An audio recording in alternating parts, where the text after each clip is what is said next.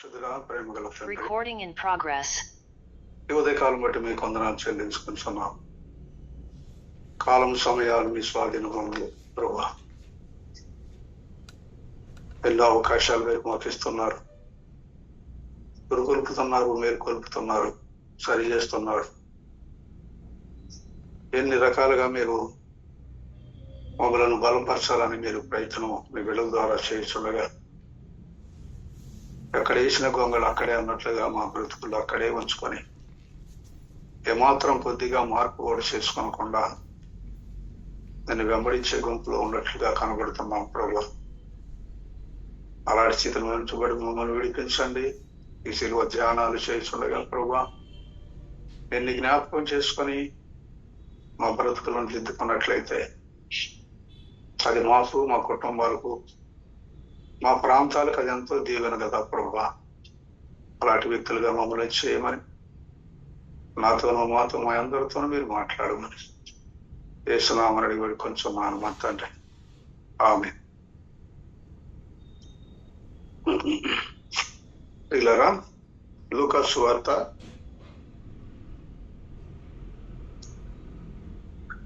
22వ అధ్యాయము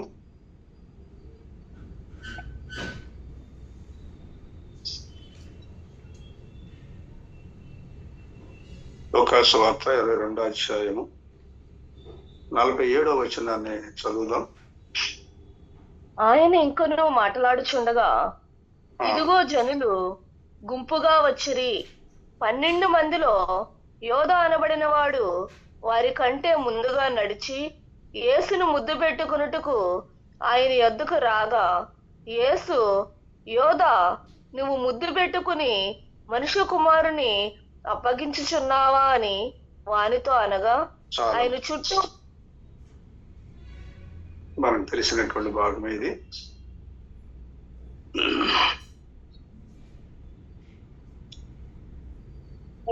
యేసుక్రీస్తు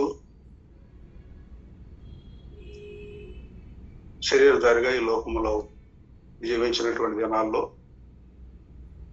తన పరిచర్య ముగింపులో సిలువకు వెళ్ళిపోయేటువంటి ముందు దినాల్లో అనేక మంది, రాయబడిన మాట ఏంటంటే, ఇదిగో జనులు గుంపుగా కూడి వచ్చారు. ఆయన దగ్గరికి అనేక మంది జనులు గుంపుగా కూడి వచ్చినప్పుడు ఇందులో ఒకడు యేసుక్రీస్తు ఎన్నుకున్నటువంటి వాళ్ళు 12 మందిలో యోధా ఇస్కరియోతు అనేటువంటి శిష్యుడు యేసును ముద్దు పెట్టుకొని ఆయన వద్దకు ఎందుకు వచ్చాడంటే అప్పగించడానికి వచ్చాడు.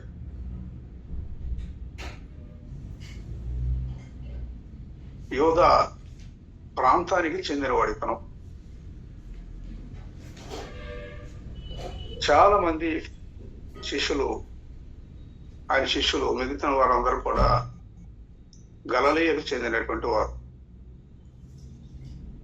మిగతా వాళ్ళు చాలా ఎక్కువ మంది వాళ్ళు వృత్తి జాలర్లు,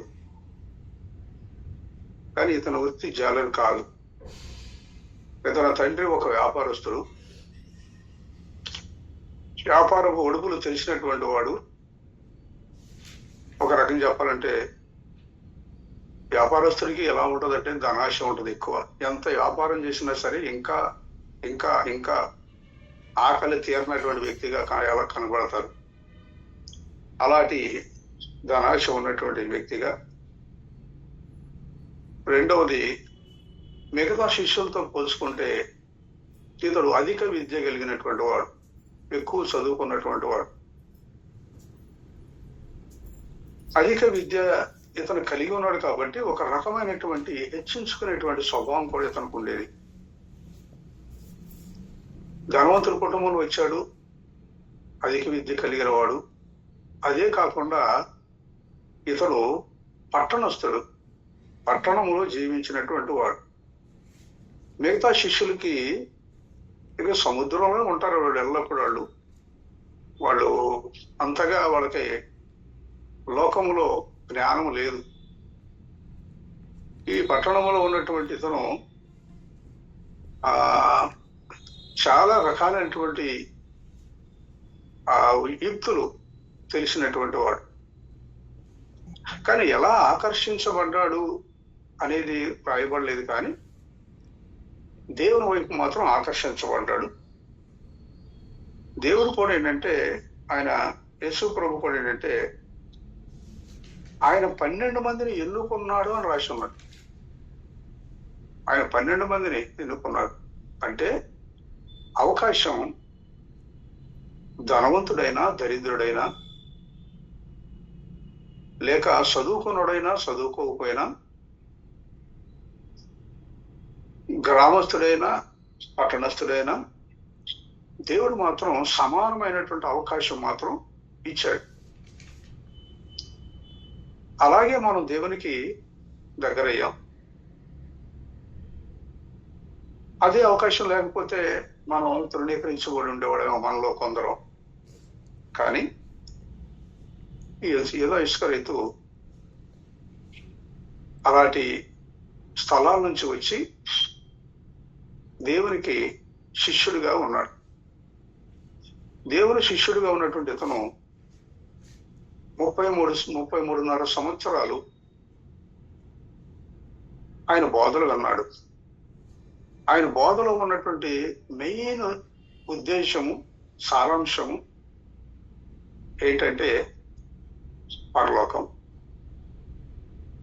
ఆ పరలోకం గురించి చాలా ఉపమానాలు కూడా చెప్పాడు. పరలోకము, మారు మనసు, ఇదే ఆయన ప్రారంభ బోధ. యోహాను మొదట ప్రారంభించినటువంటి బోధ అదే బోధను కంటిన్యూ చేస్తూ యేసు ప్రభు కూడా చెప్పాడు. తర్వాత శిష్యులు కూడా దాన్ని కంటిన్యూ చేశారు. ఈ ప్రారంభ బోధ, దాని యొక్క సారాంశము పరలోకము, అది పొందాలంటే మారు మనసు. యేసుక్రీస్తు బోధించినటువంటి ప్రధానమైనటువంటి అంశము, చాలా విలువైన అంశము, మానవుడికి కావలసింది చెడిపోయిన మానవుడిని ఎలాగైనా సరే మరలా ఆ ఏదైనా వనంలో ఉన్నటువంటి జీవవృక్ష ఫలానికి అర్హుడుగా చేయాలని, తిరిగి మరలా అలాంటి వాతావరణాన్ని మానవుడు కల్పించాలని, తిరిగి మరలా తనతో సహవాసము, దేవునితో సహవాసము చెయ్యాలని, మరలా మానవుల్లో తన స్వరూపాన్ని చూసుకొని ఆనందించాలని ఆయన యేసుక్రీస్తు ఈ లోకానికి శరీరధారిగా వచ్చాడు. అందుకే పరలోకాన్ని గురించి ఎక్కువ ఆయన ఉపమానాలు చెప్పినట్లు ఎక్కువ పరలోకాన్ని గురించే ఉన్నాయి. మరి యూదా ఇస్కరీతు పరలోక రాజ్యాల గురించి చెప్పినట్టు మాటలు వినలేదా? మారు మనసు గురించి ఆయన వినలేదా? మార్పు చెందినటువంటి స్త్రీలు, భయంకరమైనటువంటి స్త్రీలు, ఆ మార్పుని తన కళ్ళతో చూడలేదా? లంచగొండులు మార్పు చెందటం చూడలేదా? వ్యభిచారులు మార్పు చెందటం చూడలేదా? సమరయ స్త్రీ మార్పు అతనికి తెలియదా? కానీ చాలా అద్భుతాలు చూశాడు. కఠినమైనటువంటి మనుషులు మారటం చూశాడు. యేసుక్రీస్తు బోధలు, అనేకమైనటువంటి బోధలు, విలువైనటువంటి మాటలు ఆయన అవి కూడా చూశాడు, కళ్ళారా చూశాడు. నిజంగా ఆ దినాల్లో యేసుక్రీస్తు దగ్గరికి స్వయంగా తమ శిష్యుడుగా అంగీకరించబడి ఆయనతోనే తిరుగుతూ, ఆయన అద్భుతాలు చూస్తూ, ఆయన బోధలు వింటూ, ఆయన కార్యాలు కూడా చూస్తూ ఆ అవకాశాన్ని దొరకడం అంటే నిజంగా ఎంత గొప్ప భాగ్యమో కదా. అంత ఆధిక్యతను దేవుడు ఇచ్చాడు. ఇలాంటి ఆధిక్యతను ఇస్తే, ఆ ఆధిక్యత ఎలా వచ్చిందంటే, మనకు దొరికినటువంటి ఆధిక్యత ఎలా వచ్చిందంటే, అది మనం కోరుకుంటే వచ్చింది కాదు. అది మనం కోరుకుంటే వచ్చేది కాదు. దేవుడు మనం కోరుకున్నాడు. దేవుడు మనల్ని హెచ్చించాడు. సౌలు ఉన్నాడు, మొట్టమొదటి రాజు. తండ్రి గాడిదలను, తప్పిపోయిన గాడిద వెతుకటానికి వచ్చాడు, తిరుగుతున్నాడు. అక్కడ సమూయేలు దగ్గరికి, దీర్ఘదర్శి దగ్గరికి వెళ్ళారు. కానీ ఊహించని రీతిలో తను రాజు అయిపోయాడు, అభిషేకించబడ్డాడు. తను ఊహించలా ఆ అవకాశం ఉండదని. కానీ చూడండి ఎలాగా అతనికి అవకాశం దొరికిందో. అలాంటి వాడు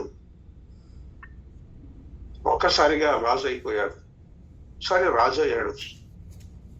40 సంవత్సరాలు రాజ్య పరిపాలన చేశాడు. 40 సంవత్సరాలు రాజ్య పరిపాలన చేసిన వాడు దేవునికి ఇష్టమైన వ్యక్తిగా ఎంతకాలం ఉన్నాడు? దేవునికి ఇష్టమైనటువంటి పరిపాలన ఎంత చేశాడు అని అంటే 2 సంవత్సరాలు చేశాడు. Only 2 years. మరి మిగతా కాలం అంతా ఏం చేశాడు అని అంటే అతని పరిపాలన దేవుడు మెచ్చలేదు. కానీ దేవుడు 38 సంవత్సరాలు అతనికి ఇంకా అవకాశం ఇచ్చాడు. 38 సంవత్సరాలు ఎదురు చూశాడు, కానీ మార్పు రాలా. ప్రియులారా, ఆలోచన చేయండి. మన ఆధిక్యత, దేవుడు మనకి ఇచ్చిన అవకాశము ఒకవేళ నిర్లక్ష్యం చేస్తున్నావేమో, దేవుడు ఇచ్చినటువంటి అవకాశాన్ని కాలుదన్నుతున్నావేమో, ఒక్కసారి మనం ప్రశ్నించుకోవాలి. దేవుడు మనం భరిస్తున్నాడు, సహిస్తున్నాడు, అవకాశం ఇస్తున్నాడు, దేవుడి మాటలు మనకు అందిస్తున్నాడు. అయినప్పుడు కూడా దేవునికి నచ్చిన విధంగా, దేవుడు మెచ్చుకున్న విధంగా మన జీవిత విధానం లేదు. కాబట్టి ఆ 38 సంవత్సరాలు కూడా దేవుడు రాజు అయినటువంటి సౌలును ఉండనిచ్చాడంటే శిక్షించకుండా దేవుని ప్రేమ ఎంత గొప్పదో మనకు అర్థమవుతుంది. మనం కూడా మార్పు చెందామని చెప్పుకున్నటువంటి మనం కూడా అంత దేవుని ప్రేమ మనం కోల్పోయినప్పటికీ, దేవుని ప్రణాళికలు తప్పిపోయినప్పుడు కూడా ఇంకా దేవుడు మనం ఉంచుకున్నాడంటే అది దేవుని ప్రేమే కానీ మనలో ఉన్నటువంటి గొప్ప క్వాలిటీస్ మాత్రం కాదు. కాబట్టి సౌలు తన జీవితంలో దేవుడు ఇచ్చినట్టు అవకాశాన్ని కాళ్ళదనుకున్నాడు. అది అతను కోరుకున్నది కాదు. యోధా ఇస్కరియోతు కూడా తాను కోరుకున్నది కాదు, కానీ దేవుడు నిన్న 12 మందిని ఎన్నుకొనలేదా అని అంటున్నాడు. 12 మందిని ఎన్నుకున్నాడు. కానీ ఇంకా అతనికి ఏంటంటే యోధా మనసు అసలు ఎందుకు వచ్చాడు దేవుని దగ్గరికి అంటే, నేను అనుకుంటాను ఏంటంటే ఆ దినాల్లో యేసుక్రీస్తు శరీరధారిగా రాకముందు మెస్సయ కోసం ఎదురు చూసేవాడు యూదులు, ఇశ్రాయేలీలు. మెస్సయ వస్తాడు, ఈ రోమా పరిపాలన నుంచి, ఈ కఠినమైన పరిపాలన నుంచి మమ్మల్ని విడిపించి మా బంధకాలు తెంపుతాడు. మాకు ఒక రాజు వస్తాడు, ఆ రాజు యుద్ధాలు చేస్తాడు, వీళ్ళని ఓడిస్తాడు, వీళ్ళని జయిస్తాడు, మనకి విజయం ఇస్తాడు అనేటువంటి మనసు ఆ దినాల్లో అనేక మంది యూదులకు ఉండేది. ఇది ఈ మనసు బహుశా యోధా ఇస్కరియోతు కూడా ఉందేమో. కానీ యేసు ప్రభువును వెంబడిస్తున్న దినాల్లో ఆయన బోధనలో ఆఖరి రోజుల్లో చేసిన బోధ ఏంటంటే, ఇక నా సమయం అయిపోయింది, నేను వెళ్ళిపోతున్నాను అని చెప్పాను అంటున్నాడు. ఇదేంటి, అన్ని విడిచిపెట్టి వచ్చాం, ఈయనేదో రాజు అనుకున్నాం, ఈయనేదో యుద్ధాలు చేస్తాడనుకున్నాం, ఈయన ఈ బానిసత్వం నుంచి మమ్మల్ని విడిపిస్తాడేమో అనుకున్నాం, ఈ రోమా పరిపాలన నుంచి మాకు స్వతంత్రం ఇప్పిస్తాడేమో అనుకున్నాం, కానీ అలాంటిది ఏం లేదు అనేటువంటి మనసు బహుశా యోధ ఇస్కరియోతు ఉండి వచ్చి ఉంటాడేమో. కాబట్టి ఒకవేళ ఆయన రాజు అయితే, ఒకవేళ తను ఊహించిన విధంగానే ఆ రోమా ప్రభుత్వాన్ని ఓడించి రాజుగా ఇతను అయితే, నా స్థానము దేవునికి ఆ వ్యక్తికి రాజుకు దగ్గరగా ఉంటది, నేను ఆర్థిక మంత్రి అవుతాను. ఎందుకని ఆర్థిక మంత్రి అవుతాను అంటున్నానంటే, దేవుణ్ణి వెంబడించినటువంటి దినాల్లో ఇతను ట్రెజరర్, అంటే ధనం ఇతని దగ్గరే ఉండేది, ఎవరైనా కానుకలు ఇచ్చేవాళ్ళేమో. సో దాన్ని అంతా మెయింటైన్ చేసేది యోధ ఇస్కరియోతు. అతను డబ్బు సంచి అతని దగ్గర ఉంది అని రాయబడి ఉంది అక్కడ. కాబట్టి ఒకవేళ ఆయన రాజు అయితే, నేను ఆ ధనాగారం అంతటి మీద నేను ఆర్థిక మంత్రి అవుతాను కాబట్టి అని మొదటి నుంచే తన ఒక ప్రణాళిక చూపునే ఉన్నట్లుగా మనకు అర్థమవుతుంది. సరే, అయినప్పటికీ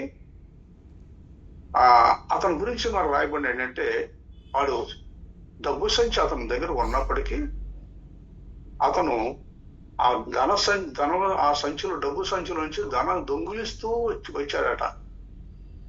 దొంగిలిస్తూ వచ్చాడు. అక్కడ మనం చూసినట్లయితే మత్తయి అతని గురించి రాస్తాడు, ఆయనను అప్పగించిన ఇస్కరియోతు యోధ అని రాస్తాడు. ఆయనను అప్పగించినటువంటి ఇస్కరియోతు యోధ అని రాస్తాడు. అదే లూకా అయితే రాస్తాడు, అతని గురించి ద్రోహి అని రాస్తాడు. ఒక్కొక్కడు ఒక్కొక్క పదాన్ని ఉపయోగించాడు. చూడండి, ఈ మాటలు ఎక్కడ ఉన్నాయంటే ఆయన పేరు ముందు ఉన్నాయి. యోధాకు పేరు ముందు, ఆయన పేరు చెప్పే ముందు రాశాడు. ఆయన మత్తయి ఏం రాశాడు? ఆయనను అప్పగించిన ఇస్కరియోతు యోధ అని రాశాడు. యాడ్ చేయబడింది పేరుకి. అలాగనే లూకా రాశాడు, అతని ద్రోహి అయిన యోధ అని రాశాడు. మరలా అతను యోహాను ఏం రాశాడంటే, వాడు దొంగ అని రాశాడు. వాడు అనే పదాన్ని ఉపయోగించాడు. వాడు దొంగ. యేసుక్రీస్తు అతని గురించి ఏమన్నాడంటే, అపవిత్రుడు, పవిత్రుడు కాదు, అపవిత్రుడు అని అతని గురించి సంబోధించాడు. అంటే పరిశుద్ధుడు కాదని. అతని గురించి మళ్ళీ యేసుక్రీస్తు ఇంకొక మాట ఏమన్నాడంటే, అతను పుట్టకుండా ఉన్నట్టయితే అతను దేవుణ్ణి అప్పగించాడు. ఆ మనుషుడు పుట్టకుండా ఉన్నట్టయితే వాడికి మేలు అని అన్నాడు. ప్రియులరా, ఆయన పేరు ఉపయోగించడానికి, పేరు ముందు అతను ప్రస్తావన చేయడానికి ఎన్ని మాటలు కదా. ఈ లక్షణాలన్నీ ఎవరై అంటే అపవాది.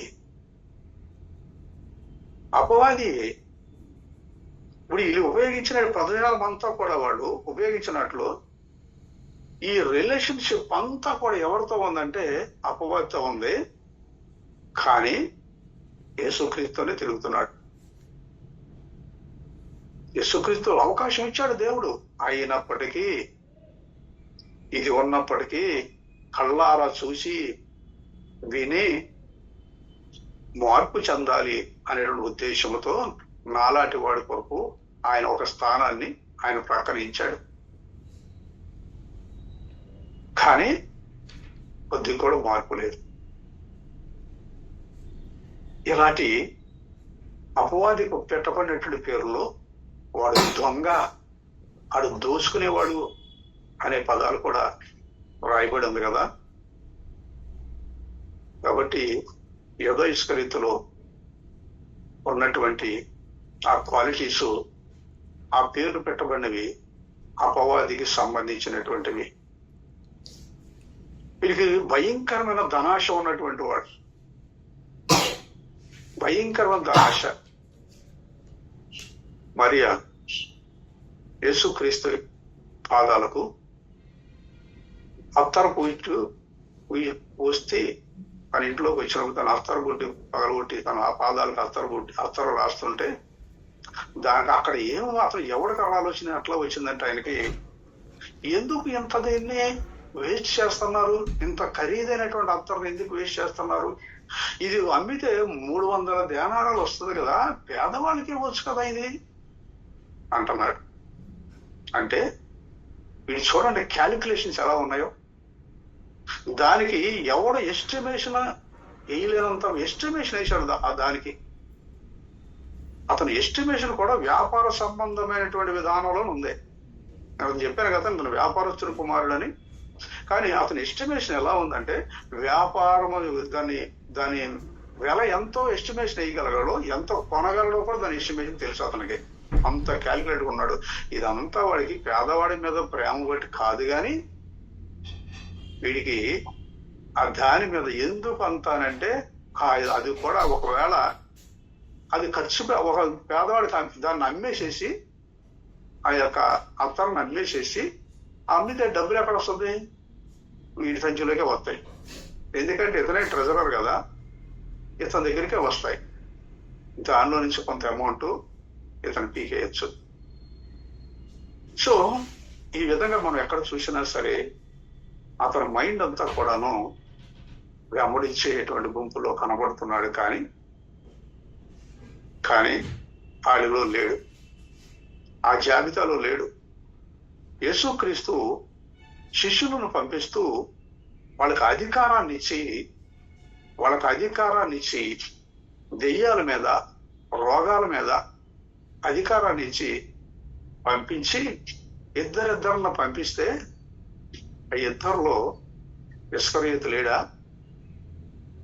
ఆ పంపినటువంటి వాళ్ళు ఇస్కరియోతు లేడా? బహుశా అద్భుతాలు కూడా చేసి ఉన్నాడేమో బాగున్న దినాల్లో, చేసే ఉంటాడు.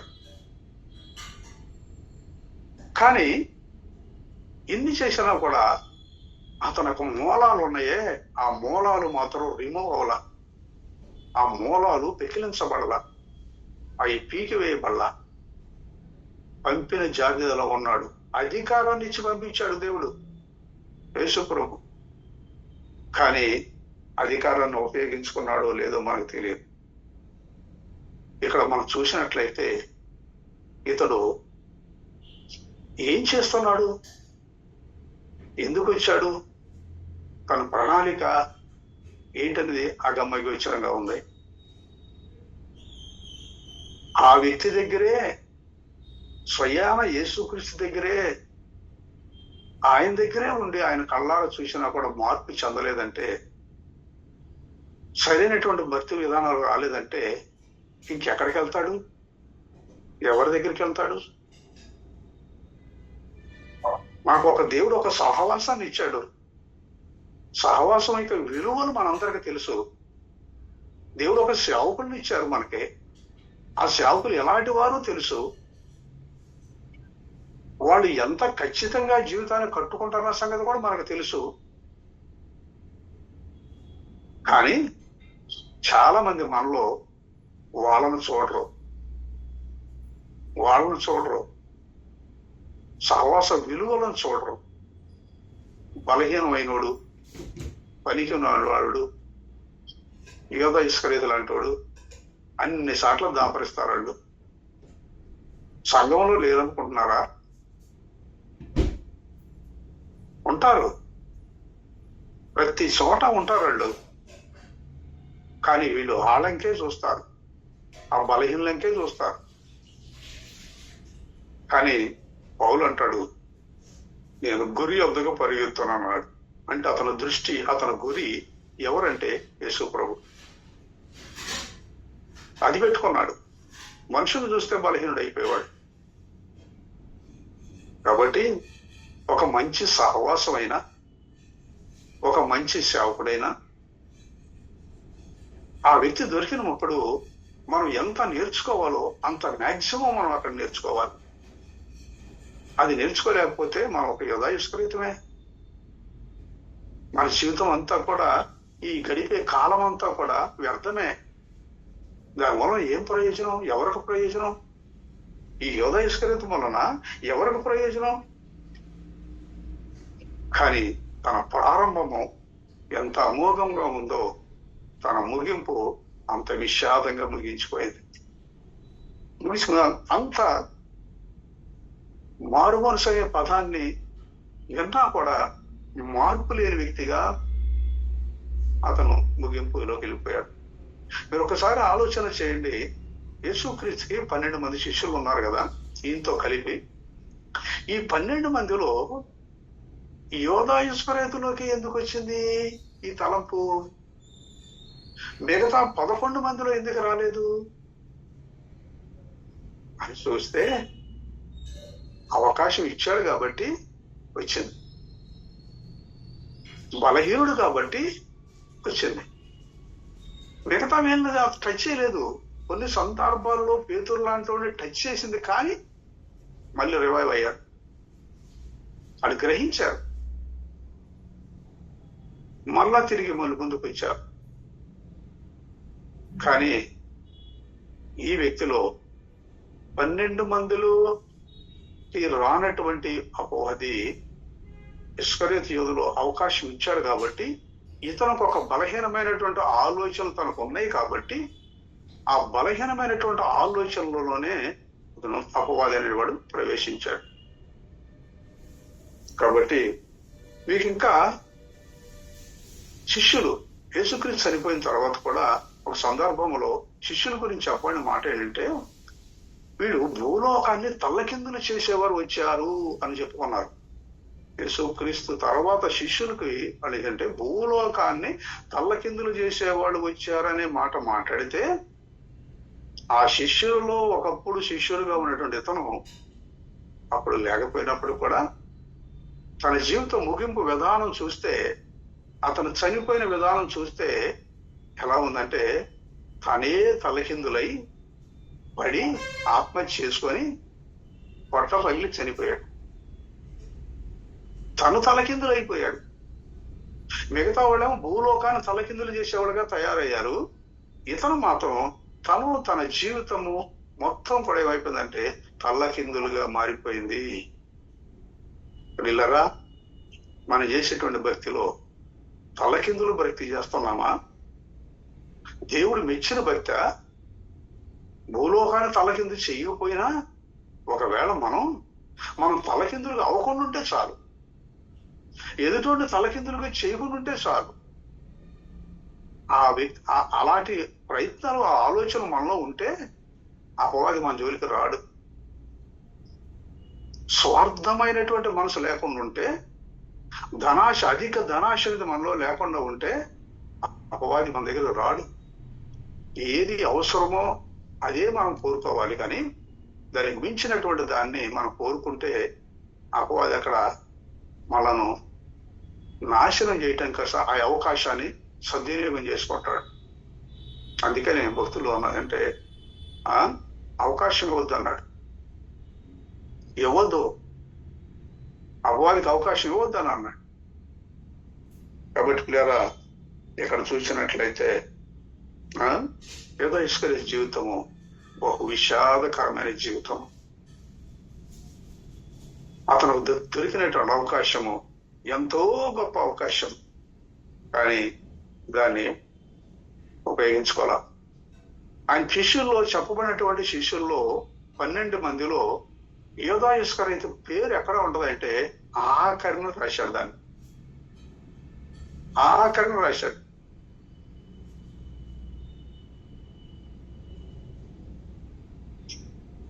రాయటం కూడా, మాటలు కూడా తన ముందు చాలా రకాల చెప్పాను కదా, అలాంటి పదాలు దొంగ అని, ఆయన అప్పగించిన వాడని, వాడు అని రకరకాలైనటువంటి పదాలు ఉపయోగించినట్లుగా అపవిత్రుడు అని యేసుక్రీస్తే చెప్పాడు, పవిత్రుడు కాడు అని.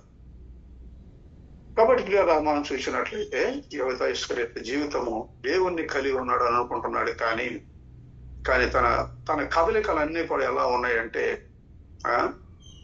అపవాదితో, ఆలోచనతో అంటుకట్టనబడిన వ్యక్తిగా అతనికి రక్షణ అనేది చాలా అందుబాటులో ఉంది, దాన్ని పోగొట్టుకున్నాడు.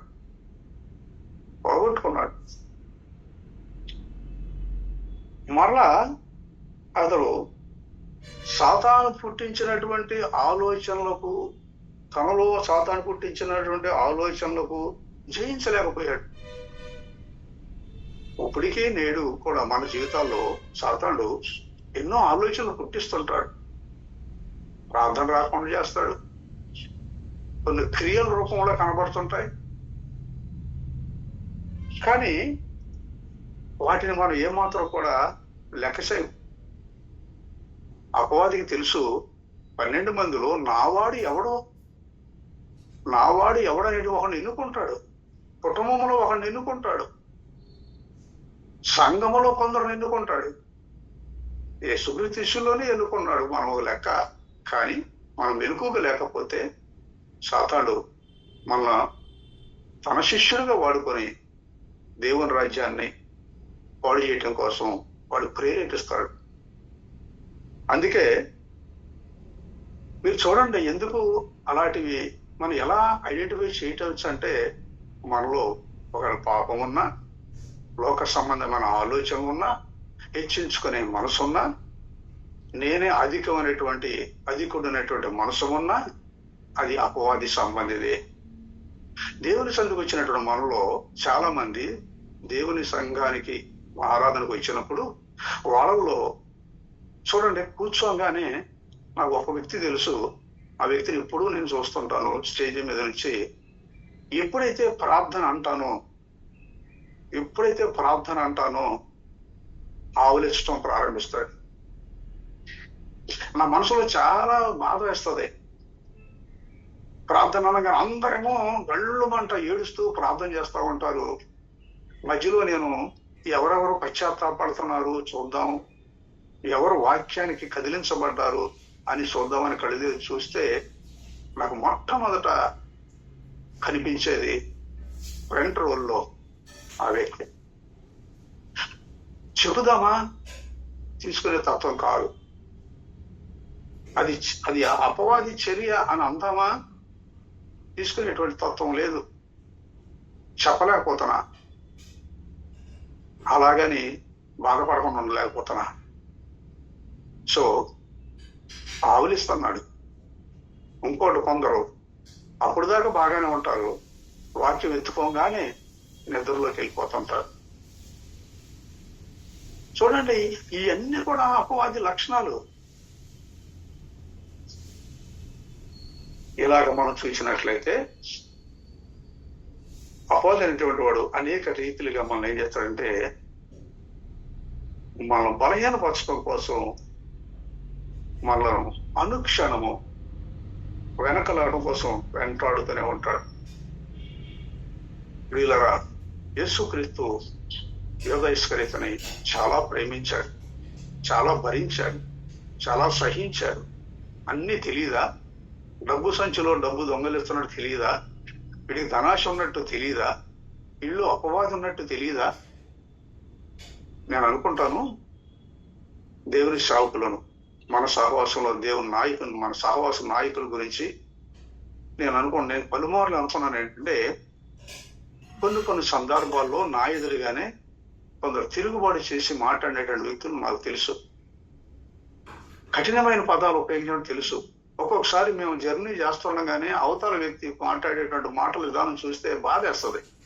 అరే, దేవుని సేవకుడం లేదు, ఒక నాయకుడని లేదు, దేవుని దైవజనుడని లేదు, ఎలా ఆడబడితే అలాగా చీపుగా బిహేవ్ చేస్తూ మాట్లాడుతుంటే ఆ నోటి నుంచి మాటలు వదిలేస్తుంటే అనిపిస్తుంది నాకు. అప్పుడు ఎవరు గుర్తొస్తారంటే, నిజంగా యేసుక్రీస్తు కూడా ఇలాగే భరించి ఉంటాడు కదా, లేకుంటే యోధ ఇస్కరియోతు ఉండేవాడు కాదుగా.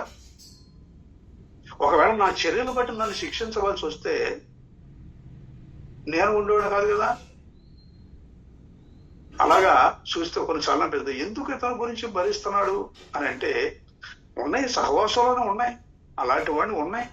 ఆ కలుపు మొక్క ఆ కాలం వచ్చేంత వరకు, పంటకు వచ్చే వరకు ఉండని అని అన్నాడు యేసుప్రభు. ఉండని, ఆ టైం వచ్చినప్పుడు ఎలాగ దాన్ని కోస్తారు, దాన్ని వేరు చేస్తారు, దాన్ని సగ్గిలో పడేస్తారు. ఉండని, దాన్ని అలాగ ఉండని అని అన్నాడు. కాబట్టి క్లియరా, భరించటం అనేటువంటిది ఎప్పుడు వీక్ పాయింట్ గా తీసుకోకూడదు. సహించటం అనేటువంటిది వీక్ పాయింట్ గా తీసుకోకూడదు. నేనంటే ఒక ఘనత, అందుకే నాకు లోపడ్డారు, అందుకే నన్ను ప్రేమించారు, అందుకే నా దగ్గర పోతున్నారు, అందుకే నాతో మాట్లాడుతున్నారు అని నేను అవసరం, నేను లేకపోతే లేదు. పిచ్చి ఆలోచనలు అవన్నీ. కానీ దేవుడు అవకాశం ఇస్తున్నాడు. దేవుడు ఓర్చుకునే సేవకులు ఇచ్చాడు. అలాంటి వారు కొందరు, వాళ్ళకి వాళ్లే వేరైపోయినటువంటి వారు చాలా మంది తెలుసు నాకు. కానీ నాకున్న ప్రశ్న ఏంటంటే, నేను ఎవరైనా ఒక్కళ్ళ నా మీద తిరుగుబాటు చేసి, ఒక్కళ్ళ నా మీద ఏదైనా కఠినమైన మాట మాట్లాడితే నేను భరించలేను, దానికి మాటకు మాట అని దానికి సమాధానం చెప్తా నేను. కానీ సహవాసం అంతట్లో అనేక మంది అలాంటి వ్యక్తులు ఉంటే వాళ్ళని భరించటం ఎంత కష్టమో కదా, వాళ్ళని ప్రేమించి దగ్గర తీసుకోవడం ఎంత కష్టమో కదా అనిపిస్తుంది. చాలాసార్లు అనుకున్నాను నేను. కాబట్టి పిల్లరా, యేసుక్రీస్తు తన ప్రేమ ఎంత గొప్పదో యూదయిస్కరియోతు చూస్తే మనకు అర్థమవుతుంది. ఏముంది అతనితో క్వాలిటీ, ఎందుకు మనకు వస్తాడు? అయినప్పటికీ దేవుడు అవకాశం ఇచ్చాడు కదా, చేర్చుకున్నాడు కదా, అధికారం ఇచ్చాడు కదా, ఎంటేసుకు తిప్పుతున్నాడు కదా. అయినప్పుడు కూడా అతనిలో కొద్దిగా కూడా మార్పు లేదు. యేసుక్రీస్తు శిష్యులు పాదాలు కడిగినప్పుడు అంత తగ్గించుకొని దేవుడు పాదాలు కడుగుతున్నప్పుడు అక్కడ లేడా? ఇస్కరియోతు లేడా? ఉన్నాడు. మరి ఎంత యేసుక్రీస్తు జీవితాన్ని దగ్గరగా చూసినటువంటి వాడండి, అంత దగ్గరగా చూసినటువంటి వాడు. అంత దగ్గరగా చూసినటువంటి వ్యక్తి పక్కనే ఉన్నటువంటి వ్యక్తి కూడా ఎంత మార్పు లేని, భయము లేనిటువంటి వ్యక్తిగా కనబడుతున్నాడు కదా. అప్పగిస్తున్నావా నువ్వు, నా యోధాను అప్పగిస్తావా? అప్పగిస్తా అంటే, అయ్యా మీలో ఒకడు నన్ను అప్పగించబోతున్నాడు అంటే నేనా నేనా నేనా అని అన్నప్పుడు ఇతను కూడా అన్నాడు, నేనా ప్రభువా? ఏంటి, తను కూడా తనలో మందిలో కలిసిపోయాడు. ఆ ప్రశ్న తను కూడా అదే విధంగా ఊత పదంగా మాట్లాడుతున్నాడు. దేన్ని నమ్మాడు? ఎవరు నమ్మాడు? యేసుక్రీస్తు ఈ లోకానికి ఎందుకు వచ్చింది? ఆయన వచ్చిన పని ఏంటంటే సత్యమును గురించి సాక్ష్యం ఇవ్వటానికి ఈ లోకానికి వచ్చానన్నాడు. సత్యము తెలియాలి వీళ్ళకి. అసత్యములో ఉన్నారు, అపవాది హస్తములో ఉన్నారు, బానిస సంఖ్యలో ఉన్నారు. వీళ్ళని విడిపించాలి, అసత్యము నుంచి విడిపించాలి, సత్యాన్ని అసత్యాన్ని వేరు చేయాలి. అందుకోసం నేను వచ్చానన్నాడు. అందుకోసం వచ్చానంటే ఈ ఎవరు నమ్మాడు అంటే సత్యాన్ని నమ్మేశాడు. చాలా చీపు, 30 వెండి నాణాలు. ఎంత చీపు ప్రియులరా! యూదయిస్కరియోతు పెట్టుకున్నటువంటి ముద్దులో ఎంత ఎంత లోతులు ఉన్నాయి చూడండి. ప్రేమ ఉన్నట్లుగా కనబడుతుంది, ప్రేమ ఉన్నట్టుగా కనబడుతుంది. ఆ ముద్దులో పరిశుద్ధత లేదు. ఆ ముద్దు చాలా ఘోరమైనటువంటిది. అందుకే పౌలు రాసిన పత్రికలు అన్నాడు, పరిశుద్ధమైన ముద్దు పెట్టుకోమని అన్నాడు. పరిశుద్ధంగా ఉండాలి, కపటము లేనటువంటిది, కల్మషము లేనటువంటిది, వాంఛ లేనటువంటిది, వ్యర్థత్వము లేనటువంటిది. అంటే ఒకవేళ యూదయిస్కరియోతు ఉన్నాడు కాబట్టి, ఆల్రెడీ ముద్దు పెట్టుకున్నటువంటి ఒక ఇన్సిడెంట్ ఉంది కాబట్టి బహుశా రాశాడేమో, పరిశుద్ధమైన ముద్దు అని ఉపయోగించాడు. కాబట్టి పిల్లరా, మనం చూసినట్లయితే క్షమించబడినటువంటి జాబితాల్లో సౌలు దావీదు లేక పశ్చాత్తాపడిన పరిస్థితి ఏమి లేదు. ఇతను 30 నాణాలకు అమ్మేసేశాడు, దాన్ని పట్టుకుని వెళ్ళిపోతున్నాడు. గ్రహింపైంది తనకే, ఆ డబ్బు నాకు వచ్చి వద్దు అని అక్కడ ఇచ్చేస్తుంటే వాడు మాకొద్దు బాబు అని అన్నాడు. మాకొద్దు, ఆ రక్తాపరాధంతో పోయినది మాకొద్దు బాబు. ఎవరైతే అన్నారో వాళ్ళు వెనక్కి తీసుకోవడానికి ఇష్టపడలేదు, చనిపోయాడు. దాంతో ఒక భూమిని కొన్నారు, దానికి రక్తాపరాధ భూమి మీద పేరు పెట్టారు. విదేశీయులకు శ్మశాన వాటిక లాంటి దాన్ని కొన్నారు. వాటితో ఆ 30 నాణ్యంలో ఒక్క నాణ్యమని తీసుకెళ్ళాడా? ఒక్క నాణ్యం అనుభవించాడా? ఇంతకు ఏం సాధించాడు? ఈ తరం ప్రయాణవంతుడిలో ఏం సాధించాడు? ఏం పోగొట్టుకున్నాడో అర్థమైందా? పిల్లరా, ఆలోచన చేయండి.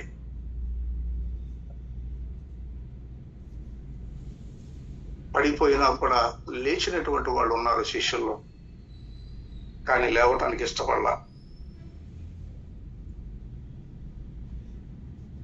పందిపోటు దొంగ సిలువలో ఉన్నాడు,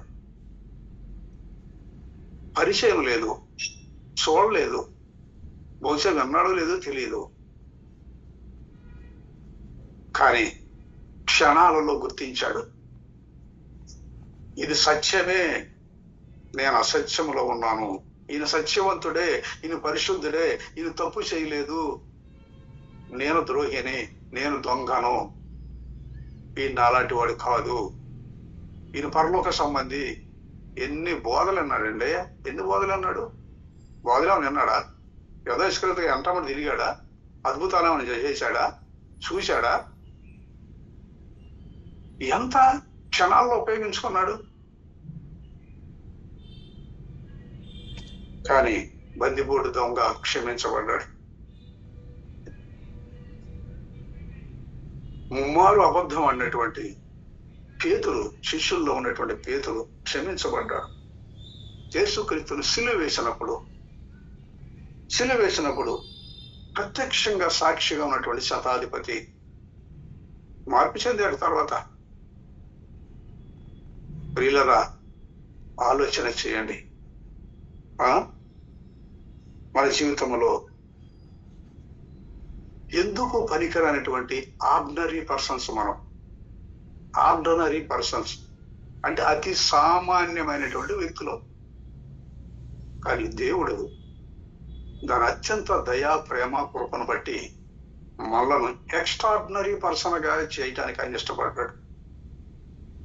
ఎక్స్ట్రాడినరీ పర్సన్స్, అత్యధికమైనటువంటి వ్యక్తిగా, ఒక స్పెషల్ వ్యక్తిగా చేయటానికి ఆయన ఇష్టపడుతున్నాడు. మన జీవితంలో యోధా ఇస్కరియోతులాగా ఉన్నామా?